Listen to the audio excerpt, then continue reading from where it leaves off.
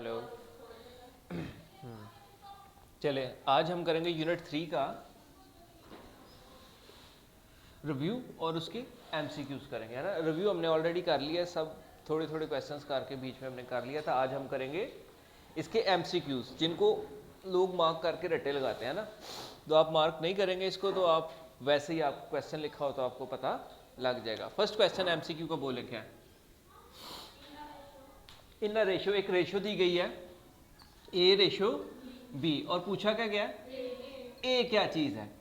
अब रेशो में मैंने आपको फर्स्ट लेक्चर में बताया था, फर्स्ट एंटीसीडेंट होता है और सेकंड कॉन्सिक्वेंट होता है। आपके पास नीचे चार ऑप्शंस हैं, relation, antecedent, consequent and none of these.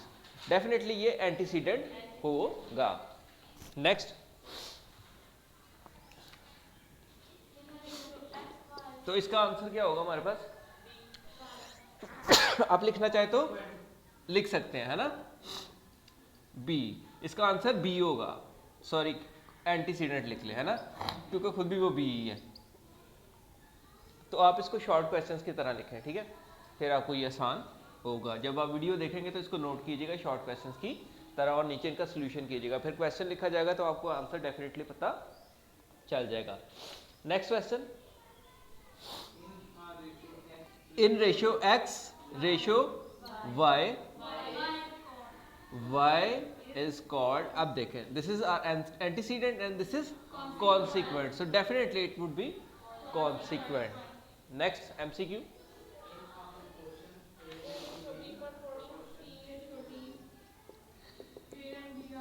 इसका आंसर क्या होगा, consequent, है ना।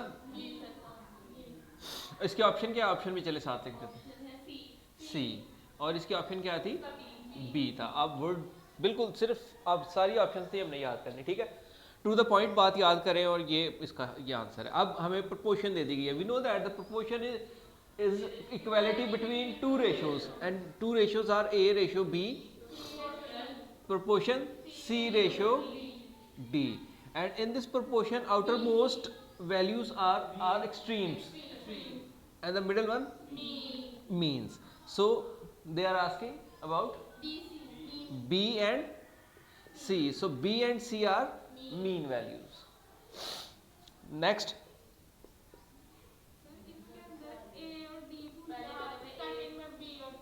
मीन था इसका आंसर, इसकी वैल्यू ऑप्शन कौन सी है,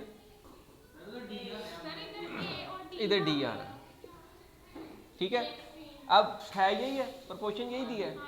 चले, A ratio B proportion C ratio D, and what is A and B, A and B are extreme values, ठीक है। हो गए ये चार, extremes, means, consequent and antecedent. ये रट्टे मारने वाली चीज ही नहीं है, ये इंफॉर्मेशन है। आपको इंफॉर्मेशन दी गई है, आपसे पूछ रहे हो बस। पहले लेक्चर देखें तो ये सारी इंफॉर्मेशन आपको उनमें मिल जाती हैं बहुत डिटेल से। अब नेक्स्ट एमसीक्यू नंबर 5, ठीक है। ये रिसेंटली जो हमने लेक्चर किया है ये उसी पे बेस करता है ना। हाँ जी, A ratio B is equal to B ratio C.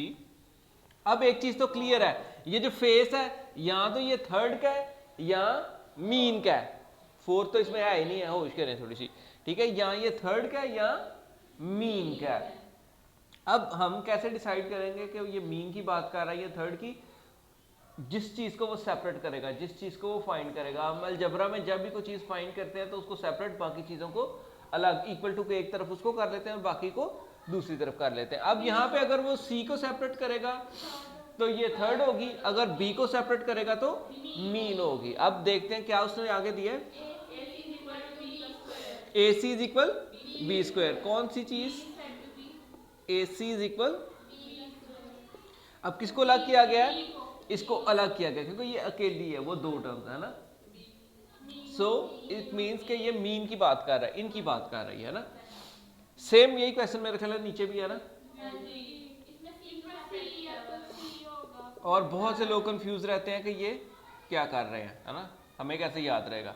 अब उसमें वो सी को सेपरेट कर रहा होगा ना, तो इसका बनेगा ए इंटू बी स्क्वायर के over B square, B square over A, है ना, बी स्क्वायर ओवर ए इसका होगा।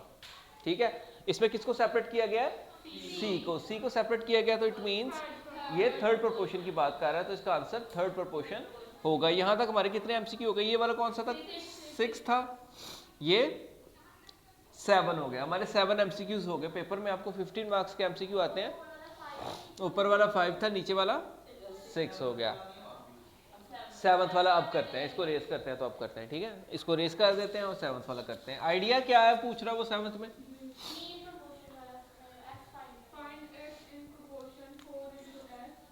4:x,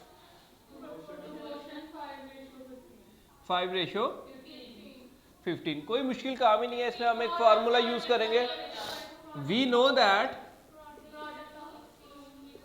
product of mean equal product of P, लिख लेता हूँ, आप पूरा लिखेंगे, ठीक है। मैंने आप एक्सट्रीम को इधर, मीन को उधर भी लिख सकते हैं। मैंने मीन को इसलिए इधर लिखा क्योंकि मीन में अननोन इन्वॉल्व था, इसलिए मैंने मीन को इस तरफ ही रखा था कि इधर से चीजें उस तरफ ही करेंगे। नॉर्मली हम ऐसे ही सॉल्व करते हैं इक्वेशंस को कि हम एक्स वाला इस साइड पे रखते हैं, दूसरा उस साइड पे। अब एक्सट्रीम्स हमारी ये है और मीन हमारी ये है। We know that product of mean and extreme always equal, it means x into 5 will be equal to 4 into.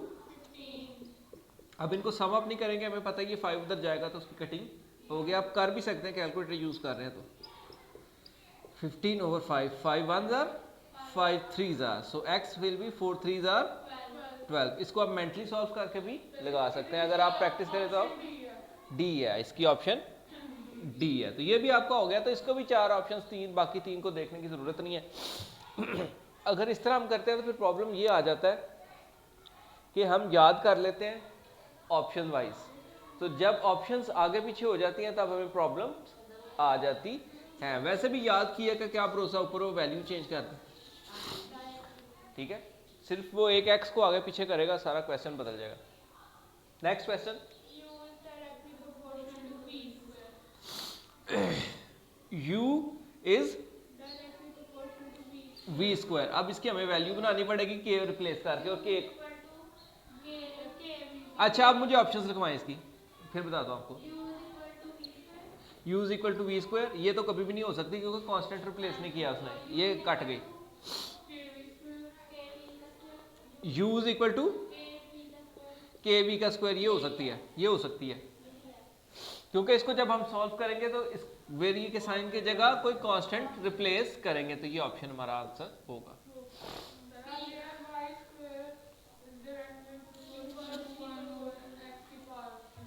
MCQ number 9 क्या है जी, जब इनवर्सली बोलते हैं तो इट मींस 1/e होता है, ठीक है, बोलने की जरूरत नहीं होती। लिखवा क्या क्या आंसर्स दिए।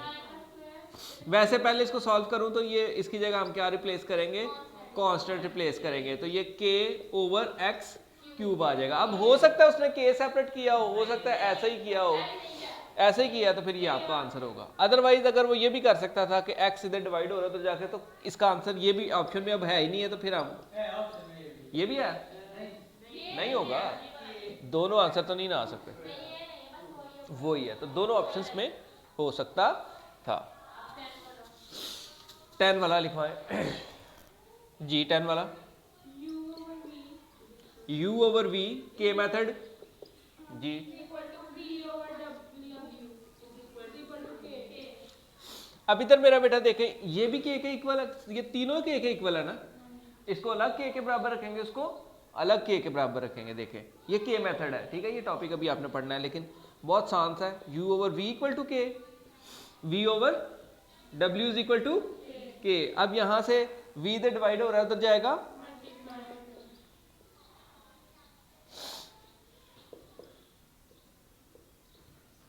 ठीक हो गया।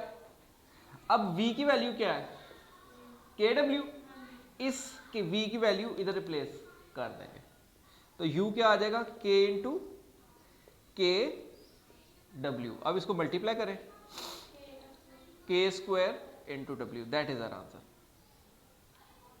है ऑप्शन में ढूंढे कहाँ है? मिल जाएगा आज? सी वाला, शुक्र है मिल गया। ठीक है, इधर रखा होगा ना, ये दोनों इधर रखे होंगे। चले ABC में आप ऑर्डर मेंटेन, अलजेब्रा में जब एक्सप्रेशंस लिखने हैं तो ऑर्डर मेंटेन कर लेते हैं। अगर W पहले आता है W लिख लें और K पहले आता है तो K लिख लें। मिला आंसर है? हाँ, K का स्क्वायर आना है, हमने K को मल्टीप्लाई किया ना, गलती लग गई है मुझे। K स्क्वायर, इसीलिए आपको नहीं था मिल रहा, क्योंकि K into K square W वैसे का फिर A बन जाएगा। ठीक हो गया, मल्टीप्लाई कर रहे हैं ना, तो K स्क्वायर इंटू W होगा ये।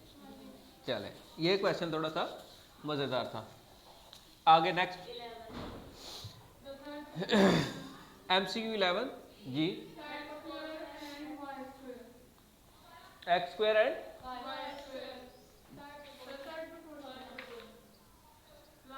नहीं, क्वेश्चन क्या है, क्वेश्चन बताए ना। अच्छा, third proportion of x square and y square. पहले तो हम ऑप्शन लिखते हैं, A ratio B proportion B ratio C। अब हमें क्या गिवन है, x स्क्वायर और y स्क्वायर दिया है, this is our A, x square this is our y square. इसकी जगह हम क्या रख लेते हैं, B ही रख लेते हैं ना। हमने थर्ड प्रोपोर्शन फाइंड करनी है तो C नहीं होगा, y स्क्वायर इसकी जगह C आ जाएगा। अब जस्ट कुछ भी नहीं, product of mean into product of extreme, it means C into x square and y raise power 4, क्योंकि ये आपस में मल्टीप्लाई होंगे, जब मल्टीप्लाई हो तो पावर्स प्लस हो जाती है। अब ये इधर मल्टीप्लाई हो रहा है, उधर जाएगा, देखिए कुछ ऐसा आंसर है। वैसे सारे एक जैसे ही लग रहे हैं ना, अगर आपको नहीं मालूम हो तो फिर आप इसको प्रॉब्लम में पढ़ सकते हैं इस पर बहुत ज्यादा जी। नेक्स्ट फोर्थ प्रोपोर्शन, ये कर दो ने, लिखवाएं फोर्थ प्रोपोर्शन। क्या वैल्यूज है, x ratio y proportional v ratio, find क्या करना है, W, मतलब इसको सेपरेट करना है, बाकी चीजें एक तरफ। तो W into x product of extreme always product of mean, y भी हो गया ना, और W इधर x इधर मल्टीप्लाई हो रहा है, उधर जाएगा, तो हमारा फोर्थ प्रोपोर्शन सेपरेट हो जाएगा। नजर मार लें एक दफा, ठीक है ना।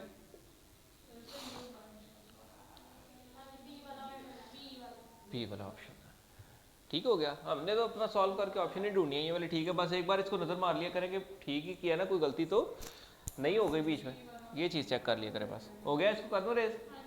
चले,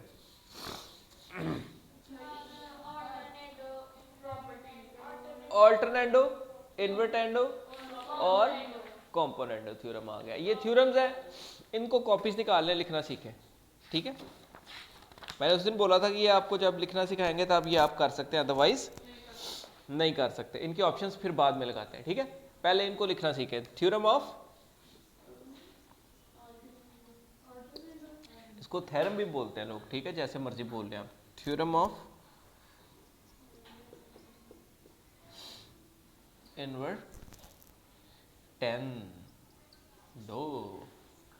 इन्वर्टेंडो को अगर हम वर्ड पे थोड़ा गौर करें तो हमें इसमें से इनवर्स मालूम होता। इनवर्स का मतलब होता है उल्ट, है ना।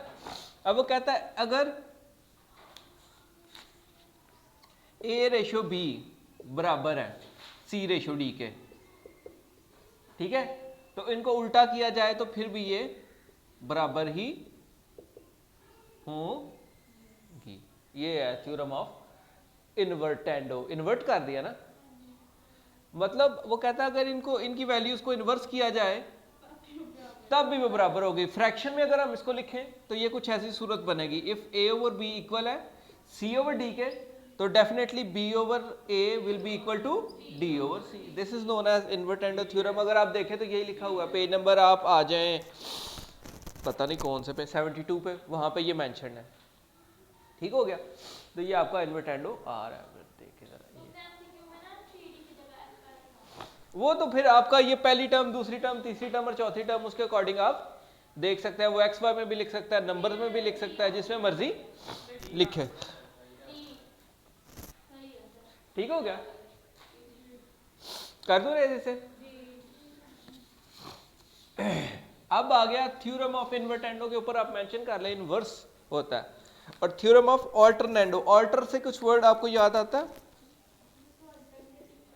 ऑल्टरनेटिव कह सकते हैं ना, ऑल्टरनेटिव, उसकी जगह हम क्या कर, तो वर्ड्स पे गौर क्या करें। ऑल्टरनेंडो है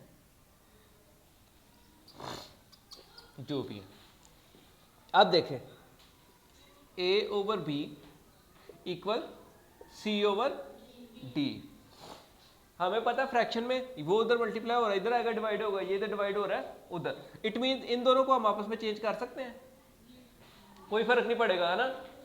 इनको भी आपस में चेंज कर सकते हैं, तो इसकी दो सूरतें बन जाएंगी।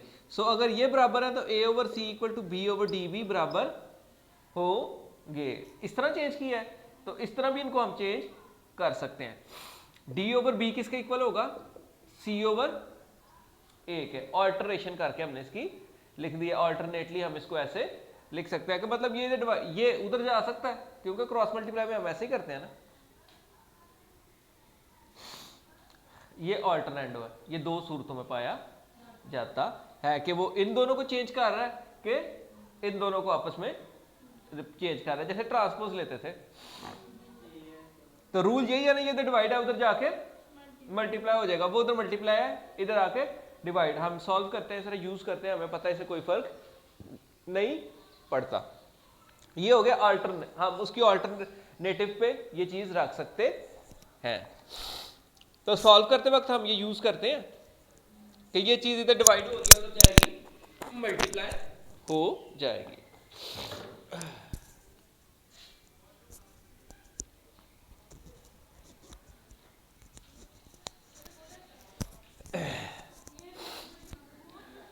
हो गया ये, करे रेस इसे। नेक्स्ट हमारा क्या थ्योरम आ रहा है? Theorem of component. आगे हमने जो लिखना सीखा था वो जिगजैग करके वो कंपोनेंट और डिविडेंड दोनों था। ये सिर्फ कंपोनेंट है, पहले कंपोनेंट अलग लिखेंगे, फिर डिविडेंड अलग लिखेंगे, फिर दोनों को करेंगे। थ्योरम ऑफ कंपोनेंडो जो भी है, ठीक है।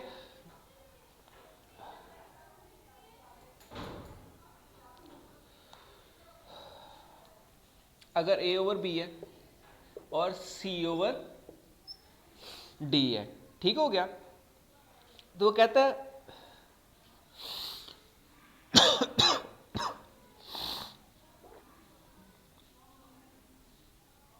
उसने रेशियो में लिखा हुआ, इधर से अगर हमने नीचे वाले को ऊपर प्लस किया है तो उधर से भी नीचे वाले को ऊपर प्लस करें, तब वो इक्वालिटी मेंटेन रहेगी। इधर से अगर हमने नीचे वाले को प्लस किया ऊपर तो उधर से भी वही काम करना। फ्रैक्शन में हमें पता है जो काम एक तरफ करते हैं, तो वो कहता है अगर से b को इधर ऊपर प्लस कर दिया आपने तो उधर से भी d को ऊपर प्लस करें, फिर इक्वालिटी मेंटेन रहेगी, अदरवाइज नहीं। यही काम आप नीचे भी कर सकते हैं, अगर इधर a को नीचे प्लस किया तो उधर भी c को नीचे प्लस करना पड़ेगा। मतलब इधर अगर ऊपर वाले को नीचे प्लस किया तो उधर भी ऊपर वाले को नीचे प्लस करना पड़ेगा। कंपोनेंट दोनों का उसमें ही है, एडिशन में ही है, ठीक है। देखें एक इसका ऑप्शन ये आ सकता है, एक हमने नीचे वाले को ऊपर ऐड किया है। दूसरे ऑप्शन में हम क्या कर सकते हैं, ये चीज है c ओवर d, अगर हम ऊपर वाले को नीचे प्लस करते हैं तो उधर भी ऊपर वाले को नीचे प्लस करना पड़ेगा। ये देख ले दोनों सूरतों में जो भी आपकी सूरत आती है। और डिविडेंडो में, डिवाइड में आपको पता है मोस्टली हम माइनस c करते हैं, तो डिविडेंडो में यही काम होगा, अगर नीचे वाले को ऊपर माइनस किया है तो उधर भी नीचे वाले को ऊपर माइनस करना है। अगर इधर दूसरे केस में अगर ऊपर वाले को नीचे माइनस किया तो दूसरी साइड पे भी ऊपर वाले को नीचे माइनस करना है। दोनों आंसर, दोनों सूरतें हो सकती है ना इसकी। हमें अब क्या पता कि एमसीक्यू में वो नीचे वाले को ऊपर प्लस कर रहा है, दोनों तरफ के ऊपर वाले को नीचे प्लस कर रहा है। तो हो सकता है एमसीक्यू में वो ऑप्शन ऐसी दे कि इधर ऊपर वाले को नीचे वाले को ऊपर प्लस करे और उधर ऊपर वाले को नीचे प्लस कर दे, ताकि सब एक जैसे ही लगे, तो कंफ्यूजन क्रिएट हो जाता है। डिविडेंडो में क्या फर्क है? डिविडेंडो में बस इसकी जगह माइनस आता है, तो जब दोनों को इकट्ठा करते हैं तो वो कंपोनेंडो डिविडेंडो बनता है। इधर माइनस, डिविडेंडो में हमारे पास यहाँ पे क्या आएगा? माइनस। डिविडेंडो में याद रखें डिवाइड में हम माइनस ही करते हैं ना, देखे ना 8 ऐड 2 4 जार 8 माइनस करके 0 लेके आते हैं है ना। तो डिविडेंडो में हम माइनस लगाएंगे, चाहे ऊपर वाले नीचे वालों को ऊपर ऐड कर रहे हैं चाहे ऊपर वालों को नीचे। अब इनका मिक्सचर देख लें, कॉम्पोनेंडो और डिविडेंडो को मिक्सचर मैं अपने वे में लिखता हूँ तो दोनों का मिक्सचर उसी वे में लिखें। अगर a over b equal c over d हो तो इनको पहले जिगजैग लिखें, ठीक है, a एंड b। ये स्टेप में हम क्या करेंगे, लाइन थोड़ी बढ़ा लें और इसको जिगजैग करें, मतलब एक इस तरफ तो एक उस तरफ, c और t। अब यहाँ पे भी ब्लैंक आ गई और यहाँ भी, इसके नीचे इसको फिल करें, उसके ऊपर उसको, इसके नीचे इसको फिल करें, इसके ऊपर इसको, ठीक है। हमेशा ऊपर पॉजिटिव होता है और नीचे नेगेटिव, पॉजिटिव नेगेटिव, क्योंकि ऊपर खुदा ऊपर पॉजिटिविटी, ठीक है। ये हमारा कॉम्पोनेंडो डिविडेंडो मिक्स है। अब अपने एमसीक्यूज के ऊपर आ जाएं तो अब आपको आसान होगा अगर के मेथड का यहाँ पे कोई नहीं आया। हाँ जी, अब बताएं जरा क्या है मुझे हमारा 13th एमसीक्यूज, ये रेस कर दूं। अब आपको देखते हैं कि ऑल्टरनेंडो लगेगा, इनवर्टेंडो लगेगा कि क्या लगेगा, है ना। ऑल्टरनेंडो बताना है, देखो उसने कहा a over b equal x over y है। इसकी हमें पता दो सूरतें हो सकती हैं, या वो इन दोनों को आपस में रिप्लेस कर सकता है या इन दोनों को, या ये हो सकता है a over x b over y, या हो सकता है y ओवर x और ये दोनों y ओवर b और x ओवर a, या ये हो सकता है ये, या इन दोनों को आपस में अल्टरनेट कर सकता है, या इन दोनों को, मतलब उन दोनों को सेम रखेगा, इसको इधर ले आएगा उसको उधर, क्योंकि हम ये कर सकते हैं। अब मुझे नहीं पता इनमें से कौन सी ऑप्शन वहां पे ये वाली मौजूद है, चले दोनों हो सकती हैं, ठीक है। दोनों मतलब ये भी कभी इसको छोड़ के वो वाली भी लिख सकता है वो, लेकिन दोनों इकट्ठी नहीं होंगी। दोनों इकट्ठी होंगी तो फिर तो दोनों सही होंगे आंसर, तो फिर दो दो ऑप्शन तो लगाते नहीं हम। नेक्स्ट वाला क्या है, इनवर्स। उसका तो हमें ऑलरेडी पता है इनवर्स, तो इनवर्स का तो सीन ही एक है, a over b equal x over y। तो इनवर्स क्या होगा इसका, b over a y over x, ये इसका इनवर्स हो गया। जो भी है हमें इससे क्या, अब है ना। अब आ गया कॉम्पोनेंडो। कॉम्पोनेंडो में प्लस लगाते हैं कि डिविडेंडो में प्लस लगाते हैं। अब इसमें से ऑप्शन ढूंढे कौन सी है, माइनस वाली तो सारी गई, माइनस वाली तो दोनों ही नहीं है ना, और सी में मल्टीप्लाई हो रहा है तो घूम फिर के हमारी ए ही रह गई। और फिर भी देख लें, उसने ऊपर वाले को भी इधर नीचे ऐड किया, दूसरी तरफ भी उसने ऊपर वाले को नीचे ऐड किया, तो आपके एमसीक्यू कंप्लीट हो गए। यहाँ पे आपके पास एक डेफिनेशन आ रही है पेज नंबर 73 के ऊपर, जॉइंट वेरिएशन, ठीक है। जॉइंट वेरिएशन क्या है, combination of inverse and direct variation, दोनों का जब कंबाइन किया जाए, दोनों इकट्ठी आ जाए, कॉम्बिनेशन ऑफ डायरेक्ट एंड, वो अक्सर उसने क्वेश्चन दिए थे ना कि x directly varies y and inversely w, तो मतलब इसमें दोनों चीजें आ गई थी। तो ये आपकी जॉइंट वेरिएशन कहलाती है, इसको मिक्स्ड भी बोलते हैं और भी दो तीन नाम इसके यूज किए जाते हैं, फिल वक्त कंपाउंड भी बोलते हैं इसको। हाँ जी, क्या वो तो हमने उस दिन ही कर ली थी ना, डायरेक्ट इनवर्स तो हमने बड़ी देर पहले कर ली हुई है, ठीक है। इसके बाद वो आ गया के मेथड। के मेथड देख लें, के मेथड भी लॉन्ग क्वेश्चंस में हमारा आता है। वो कहता है a over b equal C over d equal K है, तो वही काम, इसको अलग के बराबर और इसको अलग के बराबर। a over b is equal to K, c over d is equal K. a की वैल्यू निकलती है इसमें हमेशा, पहले वाले की वैल्यू निकालते हैं, a is equal to b K और c is equal to d K. इसी तरह आ गई यहाँ पे e ओवर f भी हो सकता था, g ओवर h भी हो सकता था, तो हम इसका सीधा याद रखें, a और दूसरे वाला b, a के बाद b आता है b के, c के बाद इक्वल d के, e के बाद f के, g के बाद h के, है ना। इस तरह ये 3-4 भी आ सकते हैं, कोई इशू नहीं है। तो क्वेश्चन में हम फिर क्या करते हैं, जहां जहां a होता है उसकी जगह क्या रखते हैं, b के, जहां जहां c होता है उसकी जगह क्या रखते हैं, d के। इना मीना डी का वाले क्वेश्चन है ना, ठीक है। बड़े आसान बड़े मजेदार क्वेश्चन है, लेकिन लॉन्ग है तो इसको बाद में हम देखेंगे। तो अभी तक एमसीक्यू में अगर किसी का कोई क्वेश्चन है तो पूछ सकता है, ठीक है। ऑलमोस्ट 24 मिनट की वीडियो हो चुकी है। ये एमसीक्यू से 24 मिनट से एक पीरियड पूरा हमने इस पे लगाया है इसको एक्सप्लेनेशन में, तो उम्मीद है आपको मार्क करने की इसकी ज़रूरत नहीं पड़ेगी। आप इसको अपनी नोटबुक के ऊपर क्वेश्चन बना के उतारें, सॉल्व करें, आपको सारी ज़िंदगी याद रहेंगे। फिर आप जस्ट ये कह सकते हैं कि पूरी किताब से एमसीक्यू लिखे सामने, हम आपको आंसर बताएंगे, ऑप्शन भी बताने की ज़रूरत नहीं है। जो आप निकालेंगे उसमें से देख सकते हैं, जिसके दो ऑप्शंस बन सकते हैं, जिसके दो डिफरेंट आंसर आ सकते हैं। जैसे पीछे हमने निकाले थे के वाले, तो वो के को भी सेपरेट कर सकता था ना, लेकिन उन्होंने नहीं था किया, तो दो आंसर इसके हो सकते थे। ठीक है, अब ये हो जाएंगे, कोई मसला तो नहीं इसमें। चलो ठीक हो गया फिर।